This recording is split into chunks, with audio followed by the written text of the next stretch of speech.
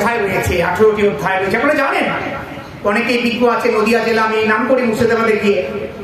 এই নদিয়া বড় সুন্দর জায়গা, যেখানে প্রচুর মানুষের সমাগম হয়। এবং নদিয়ার কথা আমি মুর্শিদাবাদ যখন পাঠ করি, ভারত সেবাশ্রম সঙ্গেও পাঠ করি আমি, তো এসব জায়গায় নদিয়া ডিস্ট্রিক্টের আমি অনেক নাম প্রশংসা করি। এই কারণে যে এখানকার মানুষেরা বোদ্ধা এবং জ্ঞানী সম্মত, তারা বোঝে জায়গা মাটিতে চৈতন্য মহাপ্রভু জন্মগ্রহণ করেছিলেন। তাই এই ধুলা পবিত্র এবং মলিনতায় আমাদের যে গুণসমন্বিত সাত্বিক গুণ নিয়ে এই মাটি চলে। তাই আমরা এই নদিয়া জেলার মাটিকে প্রণাম জানাই এবং ধন্যবাদ জানাই। এবং সেই সঙ্গে সঙ্গে আপনারা যারা অনেক দূর থেকে কান পেতেছেন, জানি আপনারা অনেক দূর থেকে কান পেতেছেন, যারা দূর থেকে শুনছেন শ্রীমদ ভগবত গীতা, আপনাদেরও অনেক অনেক কৃষ্ণময় শুভেচ্ছা। কারণ ভগবান ধ্যান যোগে কিন্তু বলেছেন একটা কথা, আপনি যে অবস্থায় থাকুন, আপনি যে কাজে থাকুন, সেই অবস্থাতেই কিন্তু আপনি গীতা শুনুন। যা করছেন, আপনি দোকানে কাজ করছেন শুনুন, আপনি কোনো বাড়িতে কাজ করছেন শুনুন, যে কোনো জায়গায় মাঠে কাজ করছেন শুনুন, যে অবস্থা তুমি আছো সব সময় তুমি কানের মধ্যে গীতার শ্রবণ শুনো, ব্যাস তোমার উপকার। এটা ভগবান বলেছেন, কিন্তু মাহাত্ম্য বলা আছে কেমন। তো আমরা আপনারা অনেকেই জানেন গীতার মোট হচ্ছে 18টা অধ্যায়। কত অধ্যায়? 18টা। আচ্ছা, এই 18টা অধ্যায়কে বলা হয় শরীরের 18টা মোকাম। 18 দিন ধরে মা যুদ্ধ হয়েছিল। হ্যাঁ, আচ্ছা, 18 অক্ষহীনী সৈন্য যুদ্ধ করেছিল। এবং 18টা আমাদের সিঁড়ি রয়েছে, চক্র রয়েছে, বিরাট অনেক চক্র, স্বাধিষ্ঠান, মূলাধার, চক্র, অনেক চক্র রয়েছে। তো এই চক্রগুলোকে পার হতে হয়। যে সমস্ত চক্রগুলোকে অতিক্রম করতে পারেন তিনি সাত্বিক।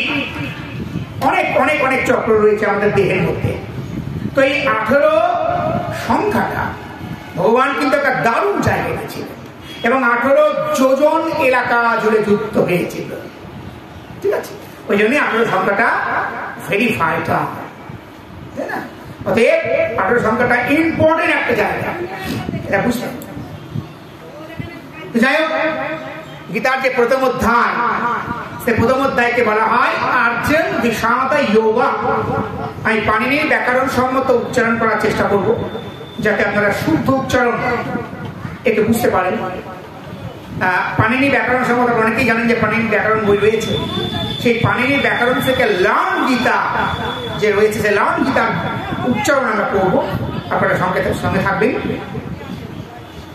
আমরা প্রথম এবং দ্বিতীয় যে অধ্যায়, প্রথম অধ্যায়কে বলা হয় আর্জেন বিষাদ যোগা।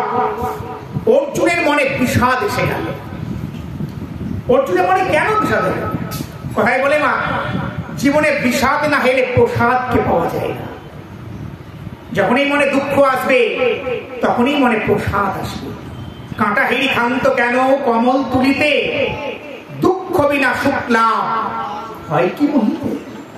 যদি দুঃখ থেকে উত্তরণের পথ খুঁজতে হয় মা, তবে দুঃখকে জয় করার মন্ত্র কিন্তু আমাদের দিতে হবে।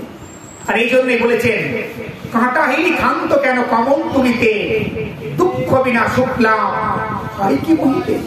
দুঃখ ছাড়া জীবনে সুখ লাভ করা যায় না। ওই জন্যই ভারতবর্ষ তপবন কেন্দ্রিক সভ্যতার দেশ, ভারতবর্ষ মহামানবের দেশ। রবীন্দ্রনাথ তার ভারতচিত্ত কবিতায় বলেছেন, এই ভারতের মহামানবের সাগর তীরে। ভারতবর্ষ একটা পূর্ণ দেশ। এই ভারতবর্ষ একটা বিরাট জায়গা, যেখানে ভারতবর্ষের মাটিতে যুগ যুগে জন্মগ্রহণ করে গেছেন পণ্ডিতেরা, মহাপুরুষেরা এবং তাত্ত্বিক ব্যক্তিরা। ভারতবর্ষের ধুলায়, ভারতবর্ষের মাটিতে তারা জন্মগ্রহণ করেছেন। আমাদের সেই ভগবান শ্রীকৃষ্ণ, যিনি দ্বাপর যুগে এসেছিলেন অর্জুনের কাছে, তিনি দ্বাপর যুগে এসে তিনি কুরুক্ষেত্রের যুদ্ধে অর্জুনকে গীতা জ্ঞান দান করেছিলেন। আজ থেকে 5125 বছর আগে। কত বললে মনে থাকবে? 5125 বছর আগে। ঠিক আছে, মনে রাখতে পারবেন। তো দ্বাপর যুগে তিনি এলেন এবং তিনি অর্জুনকে একটা কিতাব জ্ঞান দান করলেন, জ্ঞান দান করলেন। আর ওটাই হচ্ছে ভগবান জানতেন যে আমার পরে আসবে কলি, আর কলি বড় মারাত্মক। ভাগবতে পড়বেন প্রথম দিকে রয়েছে কলির বর্ণনা, সাংঘাতিক। কলি বড় ভয়ঙ্কর, হ্যাঁ কলি বড় ভয়ঙ্কর। সুদের গোস্বামী পরীক্ষা কথা চলছে, কলি বড় ভয়ঙ্কর। এই কলি কেমন হবে? মানুষে হানাহানি, বিদ্বেষ, দুরাচারিতে ভর্তি হয়ে যাবে কলি। এই কলিতে একমাত্র মহানাম হবে হরিনাম সংকীর্তন।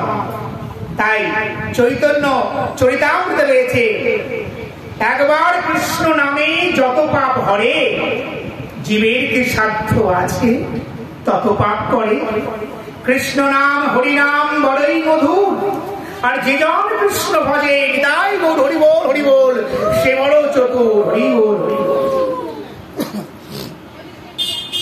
তো আমরা শ্রীমদ্ ভগবদ গীতার প্রথম অধ্যায়ে আপনি অনেকেই জানেন, ধৃতরাষ্ট্র অন্ধ ছিলেন, চোখে দেখতে পেতেন না, তাকে দিব্য দৃষ্টি দেওয়ার চেষ্টা করেছিলেন ব্যাসদেব, পরাশর মুনির পুত্র।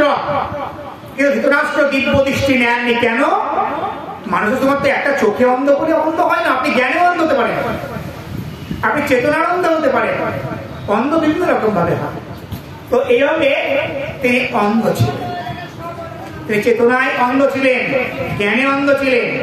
এক সময় যখন কুরুক্ষেত্রে ধর্মযুদ্ধ হচ্ছে, ধৃতরাষ্ট্র হাউমাউ করে থাকছে,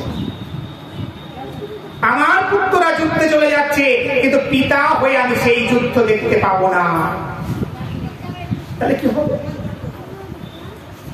ব্যাসদেব তাকে আশীর্বাদ করতে গেলেন, বলে আমি তো আপনাকে কৃপা দৃষ্টি, আপনি পলাশি পাড়ায় বসে আছেন, হয়তো কৃষ্ণনগরে কিছু একটা হচ্ছে, তেহট্টে কিছু একটা হচ্ছে, হ্যাঁ ঘরে বসে দেখতে কেমন লাগতো? ভালো লাগবে না? এটা দিব্য দৃষ্টি বলা হয়, এক্সট্রা পাওয়ার ভগবান তাকে দিতে চাইলেন। ধৃতরাষ্ট্র বললেন না, আমি নেব না। তাহলে কাকে দেওয়া হবে? সঙ্গে সঙ্গে তার পাশে বসেছিলেন তার মহামন্ত্রী সঞ্জয়। সঞ্জয় ছিলেন জ্ঞানী। সঞ্জয় ধৃতরাষ্ট্রের রথ চালাতেন। সেই একজন রথ চালাতেন সুদ বংশীয় গবলগণের পুত্র, তিনি হয়ে গেলেন মহামন্ত্রী। কি করে হলেন? কি করে হলেন? কারণ ধৃতরাষ্ট্রের পরামর্শগুলো তিনি কিন্তু তার পরামর্শগুলো ধৃতরাষ্ট্র নিতেন, একে মহামন্ত্রী হিসাবে নিযুক্ত করেছিলেন। জানতেন যে তার মধ্যে জ্ঞান রয়েছে। এবং এই সঞ্জয় হচ্ছে কেমা? আমাদের বিবেক, আমাদের সত্তা হচ্ছে সঞ্জয়। যে সঞ্জয়ে আমরা বিবেকের যে দৃষ্টি পাই, আমরা সে বিবেক হচ্ছে সঞ্জয়। কেমন?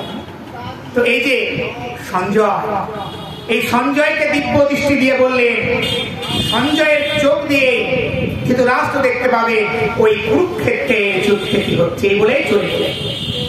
আর শুরু হয়ে গেল গীতার প্রথম অধ্যায়, আর্জনা বিষাদ যোগঃ।